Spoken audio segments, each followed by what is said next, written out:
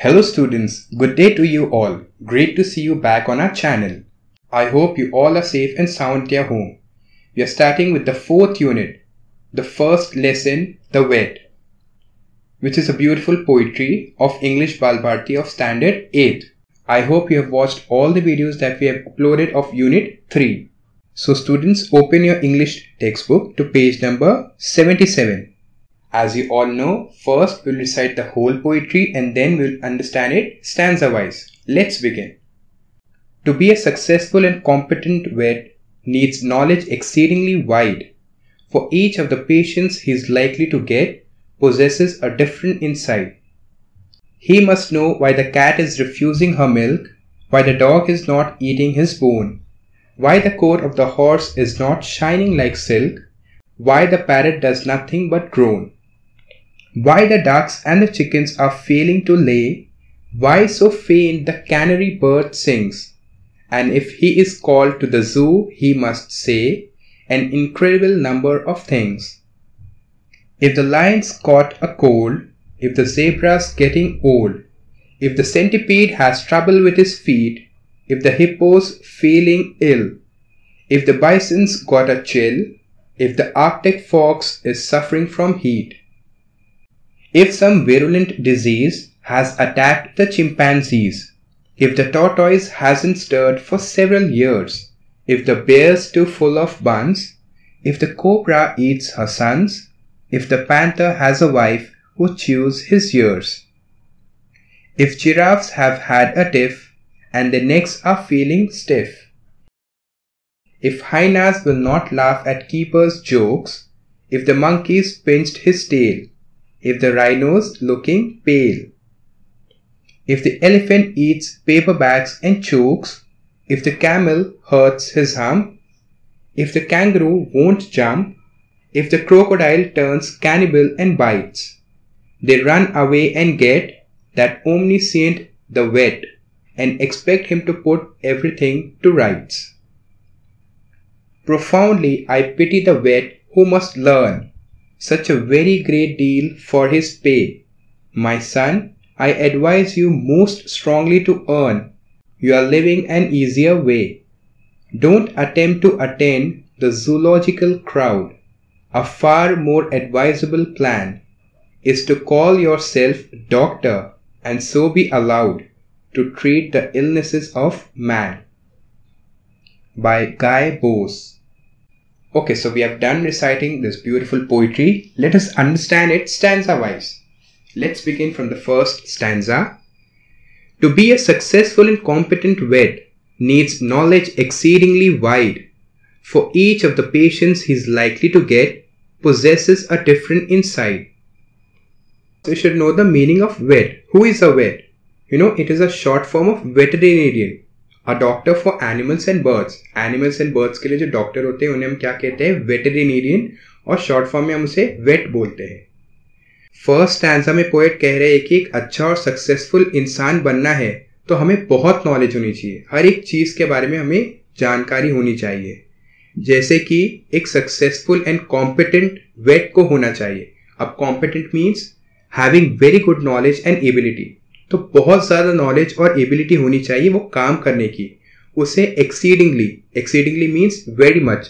तो बहुत ज़्यादा नॉलेज चाहिए उसके फील्ड की, क्योंकि वो वेट है तो उन्हें एनिमल्स एंड बर्ड्स के बारे में हर एक तरह की जानकारी होनी चाहिए, तभी वो उनका इलाज कर पाएंगे. क्योंकि उनके पास जो भी पेशेंट्स आएंगे या जो भी एनिमल्स और बर्ड्स आएंगे हर एक के पास अलग अलग ऑर्गन्स होंगे. Possesses means to own. A different inside means different types of size of organs inside the body. तो हर एक टाइप के एनिमल या बर्ड आएंगे तो हर एक के अंदर के ऑर्गन्स या हर एक की साइज डिफरेंट होंगी. तो हर एक के बारे में उन्हें इंफॉर्मेशन होनी चाहिए तभी वो उनका इलाज कर पाएंगे. तो पोएट इस स्टैंजा में यही कह रहे थे कि उन्हें सबके बारे में नॉलेज होनी चाहिए तभी वो पेशेंट को ठीक कर पाएंगे. ठीक है. Second stanza. He must know why the cat is refusing her milk, why the dog is not eating his bone, why the coat of the horse is not shining like silk, why the parrot does nothing but groan. उन्हें पता होना चाहिए कि बिल्ली cat क्यों milk नहीं P रही है एंड डॉग बोन क्यों नहीं खा रहा है, और उन्हें ये भी पता होना चाहिए कि हॉर्स की coat means horse's hair and body, तो हॉर्स की हेयर एंड बॉडी सिल्क जैसी शाइन क्यों नहीं कर रही है, एंड पैरेट कुछ करता क्यों नहीं है, सिर्फ पेन में रोने के अलावा और कुछ क्यों नहीं कर रहा है। Groan means a sound of pain. In short poet बोल रहे हैं कि वेट को एनिमल के हर एक इलनेस के बारे में पता होना चाहिए, तभी वो उनका इलाज कर सकेंगे। Third stanza, Why the ducks and the chickens are failing to lay? Why so faint the canary bird sings? And if he is called to the zoo, he must say an incredible number of things.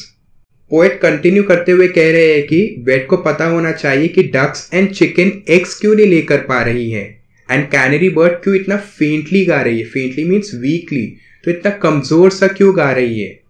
And अगर wait को हम जू बुलाते हैं तो उन्हें अपने काम में माहिरियत दिखाते हुए इलनेस को प्रॉपर्ली डिस्क्राइब करना चाहिए। इनक्रेडिबल मीन्स अनबिलीवेबल, तो उन्हें अपने काम में माहिरियत रखते हुए एनिमल्स एंड बर्ड्स की बीमारी को जांचना है और बताना है और उसका इलाज करना है। Fourth stanza, if the lions caught a cold, if the zebra's getting old, if the centipede has trouble with his feet, if the hippo's feeling ill, if the bison's got a chill, if the arctic fox is suffering from heat. अगर वो जू आते हैं तो उन्हें हर चीज के बारे में पता होना चाहिए कि लायन सिक है, जेब्रा बूढ़ा हो रहा है, ओल्ड हो रहा है, एंड सेंटिपीड क्या होता है, a small long thing creature with many legs, तो एक ऐसा इंसेक्ट जिसके बहुत सारे लेग्स होते हैं तो उसे सेंटिपीड कहते हैं। तो सेंटिपीड के लेग्स में प्रॉब्लम है, उन्हें यह भी पता होना चाहिए, इतने छोटे छोटे इंसेक्ट्स के बारे में भी उन्हें पता होना चाहिए कि उन्हें ये सब प्रॉब्लम है। या फिर हिप्पो इल है या नहीं, उन्हें यह भी पता होना चाहिए। उन्हें पता होना चाहिए कि बाइसन क्या होता है, अब एक अमेरिकन बफेलो को हम लोग बाइसन बोलते हैं, तो उन्हें यह भी पता होना चाहिए कि बाइसन को ठंड लगी है एंड क्या आर्कटिक फॉक्स को बुखार है। Fifth stanza, if some virulent disease has attacked the chimpanzees, if the tortoise hasn't stirred for several years, if the bear's too full of buns, if the cobra eats her sons, if the panther has a wife who chews his ears. क्या कोई virulent disease, virulent means caused by virus, तो क्या कोई contagious disease तो नहीं लग गई है चिंपैंजीज में, क्या उन चिंपैंजीज में वायरुलेंट डिजीज फैल तो नहीं गई है, या फिर टॉर्टॉइस कई सालों तक मूव ही नहीं किया है, स्टर्ड मीन्स मूव। उन्हें पता होना चाहिए कि क्या बेयर ने ओवर ईट कर लिया है एंड बंस से भरा हुआ है, क्या कोबराज अपने बच्चों को खा जाती है, या फिर पैंथर की पार्टनर उसका कान काट लेती है।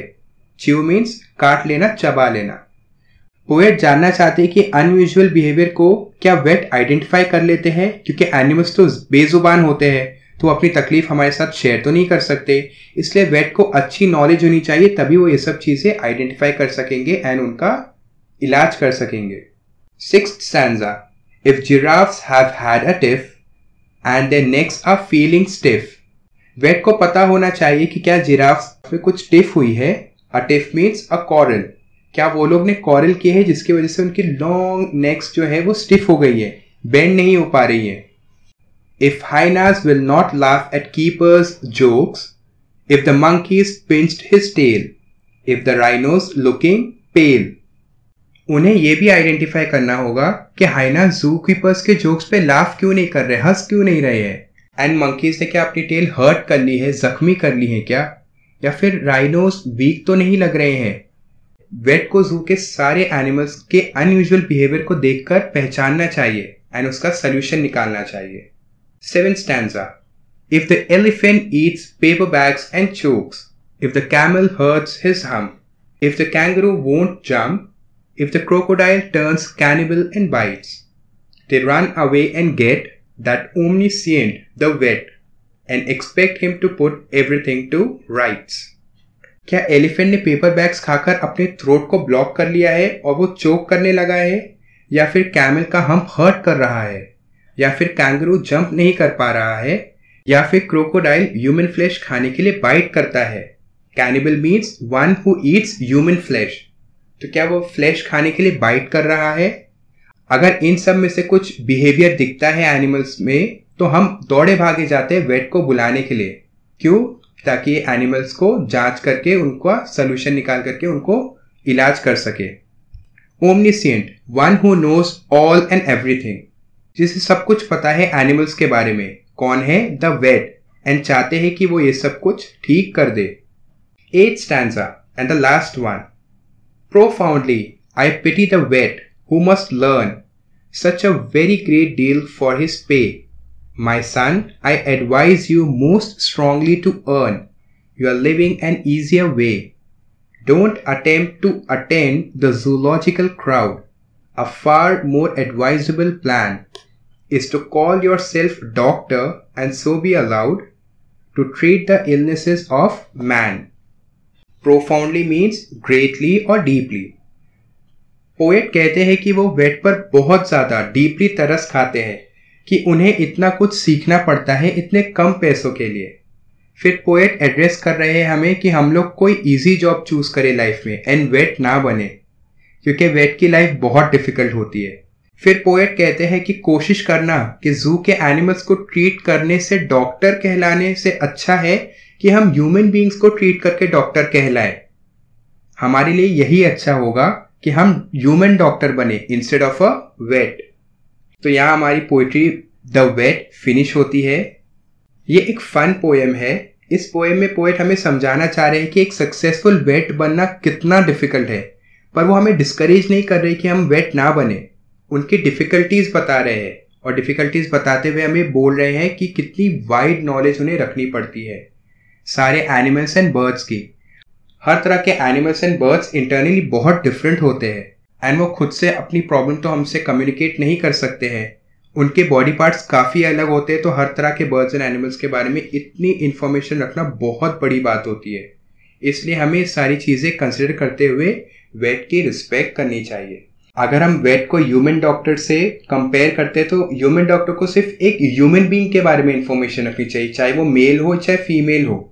उनके पास सिर्फ 2 ही टाइप है. लेकिन अगर हम वेट को देखें तो वेट को lion, tiger, fox, zebra, dog, cat, कितने सारे एनिमल्स. एंड बर्ड्स की बात करें तो क्रो, पीजन, पैरट, सब कुछ कितने डिफरेंट होते हैं ये सब एनिमल्स एंड बर्ड्स. तो उन्हें कितनी सारी नॉलेज रखनी पड़ती है कि अगर पैरट को कुछ होता है तो उन्हें क्या दवाई लिखनी चाहिए, क्या उसका इलाज रहेगा. फिर जेब्रा को कुछ होता है तो क्या उसका इलाज रहेगा, राइनो को कुछ होता है तो क्या होगा.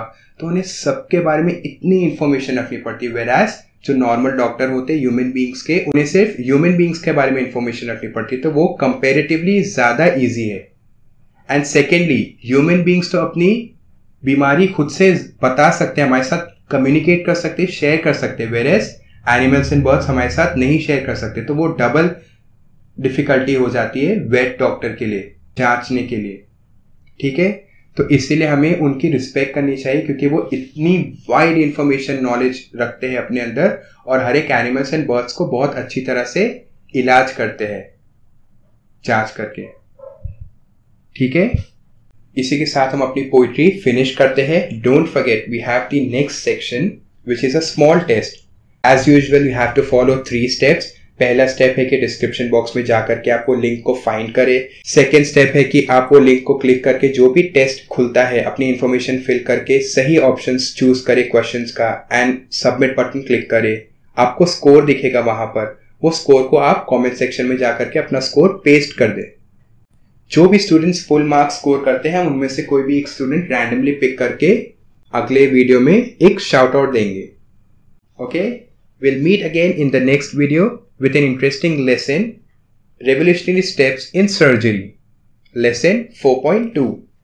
Okay students, final examinations are around the corner. To help yourself understand the chapters, make sure you watch our previous videos and subscribe for more upcoming ones.